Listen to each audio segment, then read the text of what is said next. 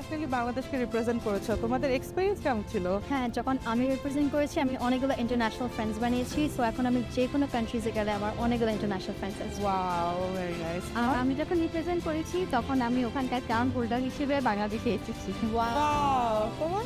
আমার এক্সপিরিয়েন্স অসাধারণ ছিল এবং আমি মনে করি আমাদের দেশে অনেক ট্যালেন্টেড মেয়ে আছে যারা শুধুমাত্র একটা প্ল্যাটফর্মের অভাবে নিজেকে রিপ্রেজেন্ট করতে পারছে না, নিজের দেশকে রিপ্রেজেন্ট করতে পারছে না। এবং আসলে আমাদের কিন্তু এরকম একটা প্ল্যাটফর্ম তাদেরকে তৈরি করে দেওয়া উচিত। হ্যালো আপু, তোমরা এখানে?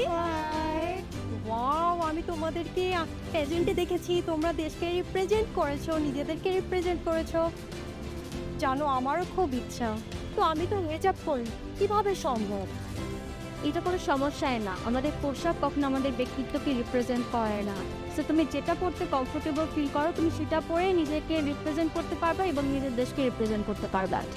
এমনকি বাংলাদেশে এখন সামনে একটা প্যাজেন্ট আসছে, miss and Mrs elegance Bangladesh, তুমি চাইলে ওখানে রেজিস্ট্রেশন করতে পারো। ওয়াও, এটা হচ্ছে মিস অ্যান্ড মিসেস এলিগেন্সের পেজ, তুমি এখানে ফলো দিয়ে ওদের থেকে আপডেটস নিতে পারবে। অবশ্যই অবশ্যই আমি রেজিস্ট্রেশন করবো, আজই করবো। Thank you, welcome.